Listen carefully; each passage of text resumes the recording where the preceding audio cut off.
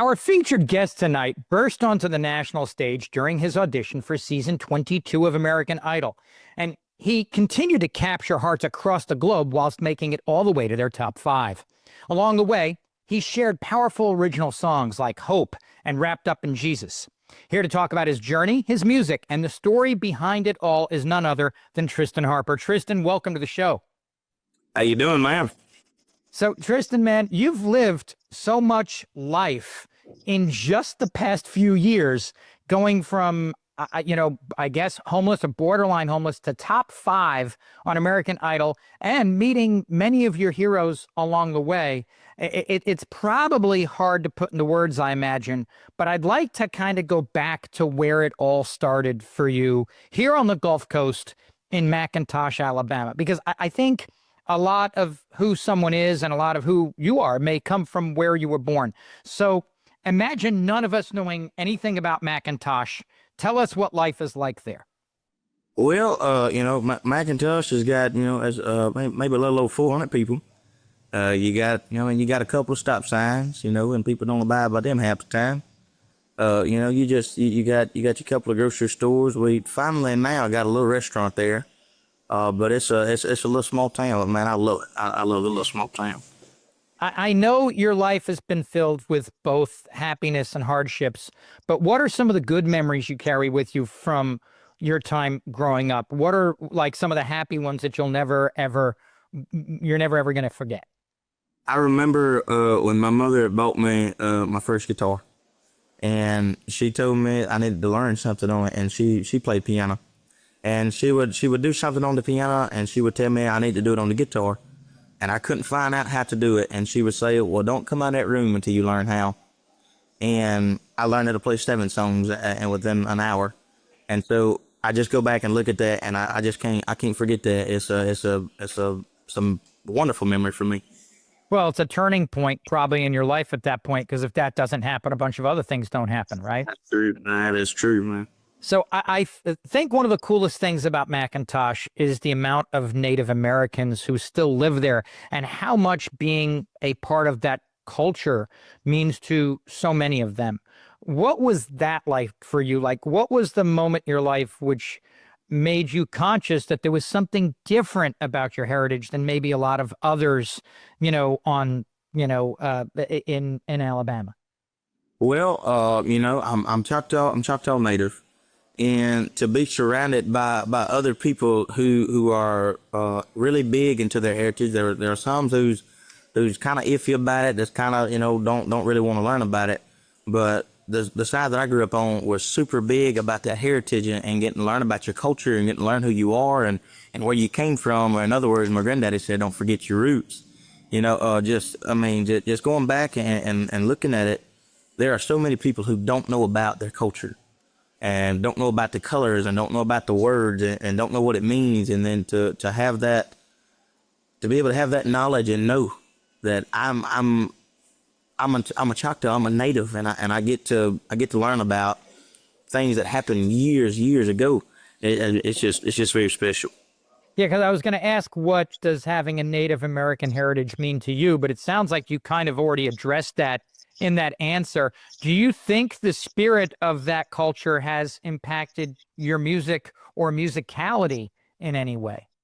I do. I 100% believe it to the fullmost. We have things called powwows, and in the middle of that powwow, there's about five men who are beating on this drum. And I'd walked up to one of the elders and I'd asked, "Why do they beat on the drum?" I was wanting to get into it and learn a little bit more about it. And he said they're beating on the drum as a symbol of Mother Nature's heart. They're beating on it, and as they're beating, it's the rhythm of a heartbeat. And so I just when I play the guitar and I'm moving my feet, I can hear that heartbeat. I can feel them drums, and it inspires me to everything that I write about. And I know another interesting aspect of the culture, specifically in McIntosh too, is just how important Christianity is to a lot of people, including yourself. Has church just always been part of your life and story? Church is from the beginning. I've been singing since I was 3, and singing them old gospel hymns and getting up with my granddaddy and my mother in the church, and just Just having God in the center of everything. You know, he's been in the center for forever. And I presume then that means that church was one of the first places you ever actually got to share some of your musical gifts. Because I know for a lot of artists, that's kind of the place where it starts, right? Sir. Was there a moment at church or otherwise before American Idol where you had that lightning bolt moment of, this is what I want to do. Music is what I want to do with my life? I was at church. It was a crowd, I want to say maybe 300 people, and they was all requesting. They was all getting up and saying, we want to hear Tristan sing. We want to hear Tristan sing. And I got up there, and me and my granddaddy, we were singing, and to see the people in there just crying. I mean, they're crying, and they're walking up to me after I'm singing, saying how I touched their heart, and now I'm just that really God-given talent and stuff. I just knew that me doing what I do touches other people, and in a way it saves them. And I said, this is what I want to do for the rest of my life. I want to be able to help other people and touch their hearts and bring them whatever out of what they're going through. So most of us first heard of you as you walked on the American Idol audition stage and into the public eye, and they did a really fantastic video package on you and your hometown and your past and whatever. But I kind of want to know from you, what were you feeling in the moment as you walked towards those judges for the first time? Well, when I first, it was in Tuskegee, Alabama. I won't ever forget it. It was October the 3rd. Lionel's hometown. Yes, Lionel Richie's hometown, man, and we're there in this gym, and they got the basketball goals up, and then I'm walking in there, and they're through sitting there, and Ryan Seacrest is talking with me with the camera, and he's going, "Are you ready, Tristan?" I'm going, "I'm ready." He goes, "All right, the judges are ready for you." And I walk in, there they are. I see the makeup artists now leaving, and they're sitting behind the cameras, and I see the producing team sitting there behind, and I walk in there, and then I'm automatically stoked because they tell me that the platform is a little American Idol symbol, and they remind me that there's been winners who stood on that very platform, and I'm already like, man, this is something. And then when I'm looking at Lionel Richie, and I'm looking at Luke Bryan, I'm looking at Katy Perry, I'm like, this is what everybody dreams to do. That's an artist. They dream of being in front of people they look up to, their idols, the people they look up to who tell them that they've got it. They've got what it takes. Man, it meant the world. What do you remember the most about the moment you got the final yes? I think it was from Lionel. What was running through your head? Well, first when Luke said it was a yes and Katie said it was yes, I was like, all right, what's he got to say? And when he said yes, I was like, bam, because now I feel like I've got I've got a real purpose, because when you're growing up in a little small town, pretty much people who you grow up and go to church with, they love to compliment you, and they love to say you can sing, but when there's people who are making records and they're making this money and they got the fame, they know what it takes. And when they tell a little boy at the time, 15 years old, you got what it takes, you're a singer, you can sing, man, it's just it's a game changer. It's a different level of validation altogether. Yes, it is. Past the audition, you had some incredible moments on Idol, but there's so much happening behind the scenes that doesn't air on the show. Right. That being said, is there one memory or more than one memory, like behind the scenes memories, that are going to stay with you forever?